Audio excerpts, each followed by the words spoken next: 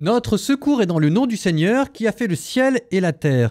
Nous continuons avec Josaphat, un épisode qu'on avait déjà entendu. On reprend notre jeu des 7 différences et vous me direz en commentaire si vous avez trouvé la grande différence avec le livre des rois. 1 Chroniques 19 et 20. Josaphat possédait en abondance richesse et gloire, et il s'allia par mariage avec Akab. Après quelques années, il descendit chez Akab à Samarie. Akab sacrifia pour lui et le peuple qui l'accompagnait quantité de moutons et de bœufs, et il l'incita à monter contre Ramoth de Galaad. Akab, roi d'Israël, dit à Josaphat, roi de Juda, « Viendrais-tu avec moi à Ramoth de Galaad » Il lui répondit, « Il en est de moi comme de toi, de mon peuple comme de ton peuple, nous serons avec toi au combat. » Josaphat dit au roi d'Israël, « Mais consulte d'abord la parole du Seigneur. » Le roi d'Israël réunit les prophètes au nombre de 400. Il leur dit, « Irons-nous à Ramoth de Galaad pour combattre, ou dois-je y renoncer ?» Ils dirent, « Monte, Dieu livrera la ville aux mains du roi. » Mais Josaphat reprit, « N'y a-t-il ici aucun autre prophète du Seigneur par qui nous pourrions le consulter ?» Le roi d'Israël répondit à Josaphat, « Il y a encore un homme par qui nous pourrions consulter le Seigneur, mais moi je le hais, car il ne prophétise aucun bonheur à mon sujet, mais toujours du malheur. Il s'agit de Michée, fils de Yimla. » Josaphat répliqua, « Que le roi ne parle pas ainsi. » Le roi d'Israël appela un dignitaire et lui dit, « Vite, fais venir Michée, fils de Yimla. » Le roi d'Israël et Josaphat, roi de Juda, siégeaient en tenue d'apparat, chacun sur son trône. Ils siégeaient sur l'esplanade à l'entrée de la porte de Samarie, et devant eux, tous les prophètes se mirent à prophétiser. Sédécias, fils de Kenaana, s'était fabriqué des cornes de fer. Il disait « Ainsi parle le Seigneur, avec cela tu pourfendras Aram jusqu'à l'exterminer. » Et tous les prophètes prophétisaient de la même manière. Ils disaient « Monte à Ramoth de Galaad, tu réussiras, le Seigneur livrera la ville aux mains du roi. » Le messager qui était allé appeler Michée lui dit « Voici les paroles des prophètes, d'une seule voix ils annoncent du bien pour le roi. Que ta parole soit donc conforme à celle de chacun, annonce du bien. » Michée répondit « Par le Seigneur qui est vivant, ce que mon Dieu dira, c'est cela ce que moi j'annoncerai. » Il entra chez le roi qui lui dit « Michée, irons-nous à Ramoth de Galaad pour combattre, ou dois-je y renoncer ?» Il répondit « Montez, vous réussirez, ses habitants seront livrés entre vos mains. » Le roi lui rétorqua « Combien de fois devrais-je t'adjurer de me dire seulement la vérité au nom du Seigneur ?» Michée dit alors « J'ai vu tout Israël dispersé sur les montagnes comme des brebis sans berger. Le Seigneur a dit, ces gens n'ont plus de maître, qu'ils retournent en paix, chacun dans sa maison. » Le roi d'Israël dit à Josaphat, « Ne te l'avais-je pas dit? Il ne prophétise à mon sujet rien de bon, mais seulement du mal. » Michée reprit, « Eh bien, écoutez la parole du Seigneur. J'ai vu le Seigneur qui siégeait sur son trône, toute l'armée des cieux se tenait à sa droite et à sa gauche. Le Seigneur demanda, « Qui séduira Akab, roi d'Israël, pour qu'il monte et qu'il tombe à Ramoth de Galaad ?» Ils répondirent, l'un disant une chose, l'autre disant une autre chose. Alors un esprit s'avança et se tint en présence du Seigneur, et il dit, « Moi, je le séduirai. » Le Seigneur reprit, « De quelle manière ?» Il répondit, « J'avancerai, je deviendrai esprit de mensonge dans la bouche de tous ces prophètes. » Le Seigneur déclara, « Tu le séduiras, tu l'auras même en ton pouvoir. Avance et fais comme tu as dit. » Michée continua, « Maintenant donc, voici que le Seigneur a mis un esprit de mensonge dans la bouche des prophètes qui sont là. Voici que le Seigneur annonce contre toi le malheur. » Sédécias, fils de Kenaana, s'approcha et frappa Michée sur la joue en disant, « Et par quel chemin l'esprit du Seigneur s'est-il échappé de moi pour te parler ?» Michée répondit, « Eh bien, le jour où tu fuiras dans une chambre retirée pour te cacher, tu le verras. » Le roi d'Israël donna cet ordre, Saisissez-vous de Michée et remettez-le aux mains d'Amon, gouverneur de la ville, et à Joas, le fils du roi. Vous direz, ainsi parle le roi. Mettez cet homme en prison, nourrissez-le de rations réduites de pain et d'eau, jusqu'à ce que moi je revienne sain et sauf. » Michée reprit, « Si vraiment tu reviens sain et sauf, c'est que le Seigneur n'a pas parlé par ma bouche. » Et il ajouta, « Vous, tout le peuple, écoutez. » Le roi d'Israël et Josaphat, roi de Juda, montèrent à Ramoth de Galaad.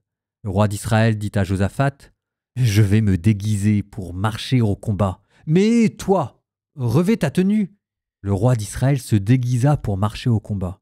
Le roi d'Aram avait donné cet ordre à ses commandants de chars, « Vous n'attaquerez ni petit ni grand, mais uniquement le roi d'Israël. » Lorsque les commandants des chars virent Josaphat, ils dirent, « C'est lui le roi d'Israël. » Et ils l'encerclèrent pour l'attaquer. Mais Josaphat poussa un cri, le Seigneur le secourut, et Dieu les entraîna loin de lui. Alors les commandants des chars virent que ce n'était pas le roi d'Israël, et ils se détournèrent de lui. Un homme tira de l'arc au hasard, et y atteignit le roi d'Israël entre les attaches et la cuirasse. Le roi dit au conducteur du char, « Tourne, bride, et fais-moi sortir du champ de bataille, car je me sens mal. » Le combat ce jour-là devint très violent. Le roi d'Israël se maintint debout sur son char face aux Araméens jusqu'au soir, et il mourut au coucher du soleil. Josaphat, roi de Juda, revint en paix dans sa maison à Jérusalem. Jéhou, un voyant fils de Hanani, sortit à sa rencontre. Il dit au roi Josaphat, « Fallait-il porter secours aux méchants? Est-ce que tu aimes ceux qui haïssent le Seigneur? C'est pourquoi la colère du Seigneur est sur toi. Toutefois, il y a aussi en toi quelque chose de bon, puisque tu as fait disparaître du pays les poteaux sacrés et que tu as appliqué ton cœur à chercher Dieu. » Josaphat habitait à Jérusalem. De nouveau, il visita le peuple depuis Beersheba jusqu'à la montagne d'Éphraïm, et il les fit revenir vers le Seigneur, le Dieu de leur père. Il établit des juges dans le pays, dans toutes les villes fortifiées de Juda, un pour chaque ville.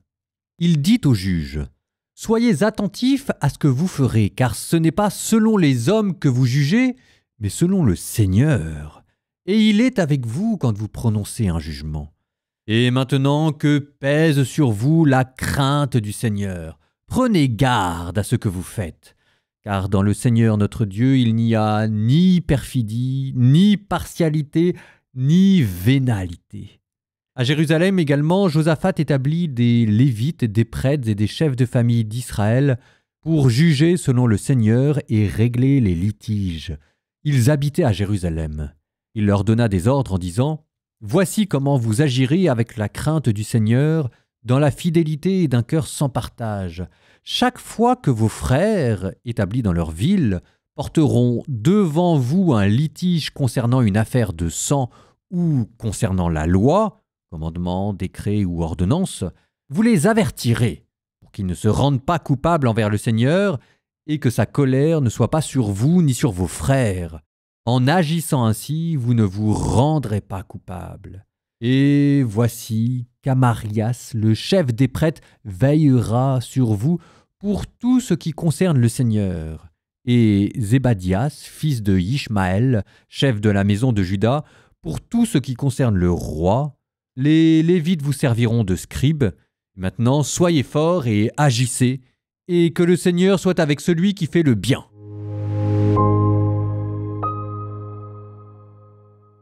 Je vous avais parlé d'une guerre contre les Araméens où le fils d'Asa, Josaphat, allait failli mourir. C'est celle-là. Merci papa d'avoir armé les Araméens. La différence avec le livre des rois, c'est quoi? C'est que ici, on vous présente Josaphat comme un allié qui va de son propre chef, alors que dans le livre des rois, on avait quand même le furieux sentiment que c'était le royaume du Nord qui était le maître de la place. C'était lui le grand royaume, la dynastie des Omrides. Et en fait, à cette époque-là, le royaume du Juda, c'était un état vassal du royaume du Nord qui essayait tant bien que mal de retrouver son indépendance. Mais là, comme la perspective est mise sur le royaume de Juda, on gomme un peu tout ça, réécriture de l'histoire. N'empêche que la leçon est cinglante, et là pour le coup on ne l'avait pas dans le livre des rois, c'est un prophète qui va voir le roi Josaphat et qui lui dit « Mais qu'est-ce que tu avais à aider les méchants ?» À cette époque-là, le royaume du Nord, ils sont en pleine compromission idolâtrique avec les dieux de Baal. Akab, c'est la vigne de Naboth, c'est Jézabel. Donc là, en fait, le royaume de Juda est en pleine compromission. Il se vend au royaume de Juda plutôt que devant Dieu demander de l'aide et assumer sa faiblesse et sa petitesse. C'est important d'être droit dans ses bottes et de ne pas perdre son âme, même si on est le petit, qu'on est le pot de terre contre le pot de fer. Et Josaphat se reprend et cette fois-ci recommence les réformes. C'est quand même pas mal. On l'avait vu au chapitre précédent qui avait fait une réforme catéchétique et là on le voit qu'il fait une réforme judiciaire. Il envoie des juges partout. C'était ce que vous avez entendu, 19.5. Il établit des juges dans le pays, dans toutes les villes fortifiées de Juda, un pour chaque ville. Il leur donne des instructions d'être intègres, de juger selon le droit, etc. Grande réforme judiciaire. Ouais, nous, si on continue notre parallèle avec l'organisation de l'Église et le pape, ça vous donne quoi? Ça vous donne pas les réformes catéchétiques, ni les réformes liturgiques, ça vous donne encore un autre type de réforme, un peu plus absconce, parce que ça atteint pas tout de suite le grand public, mais c'est hyper important, c'est les réformes judiciaires, les réformes du droit canonique. Parce que oui, il y a un droit à l'intérieur de l'Église. La Bible vous dit que l'Église est une société parfaite qui peut avoir son droit propre, parce que fondée par Dieu. Exode 18, c'est Moïse qui choisissait des juges pour que le peuple soit jugé selon l'autorité de la loi.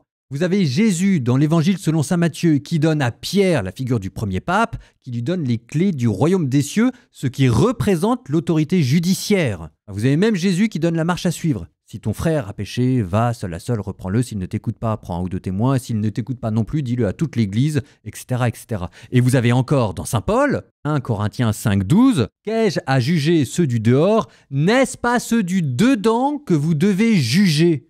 CQFD, le droit canonique, un droit interne à l'Église, c'est voulu par Dieu et institué par la Bible. Et c'est exactement ce que Josaphat vous racontait. Une grande réforme judiciaire qui est un prélude pour une grande réforme de l'Église, de la même manière qu'il y a quelques années où on a une grande réforme du droit canonique pour pouvoir juger des scandales et des abus. La réforme de Benoît XVI, la réforme de François, qui ont renforcé la compétence de la congrégation pour la doctrine de la foi pour juger les abus graves, qui ont mis des tribunaux dédiés à ces questions-là, qui ont clarifié les délits, les peines, qui ont mieux articulé la coopération entre la justice de l'Église et la justice civile, et surtout qui ont dénoncé la culture du silence. Et ça, c'est l'histoire de Josaphat, et c'est quelque chose qui va venir bénir le royaume de Juda au temps de Josaphat, et qui va venir bénir l'Église, parce que Dieu est du côté de la justice. Proverbe 20, 16 à 20. Quelqu'un s'est-il porté garant pour un tiers? Saisis son manteau. Et s'il l'a fait pour des étrangers, prends-lui un gage. Je ne sais pas très bien quoi en penser de celui-là. Celui-là est très beau. Il est délicieux, le pain de la fraude, mais après, la bouche en reste pleine de gravier. Avec des projets bien concertés, te voilà sûr, mène la guerre en bon stratège. Qui colporte des cancans, trahira le secret, ne fréquente pas les bavards. Qui maudit son père et sa mère, sa lampe s'éteindra au cœur de la nuit.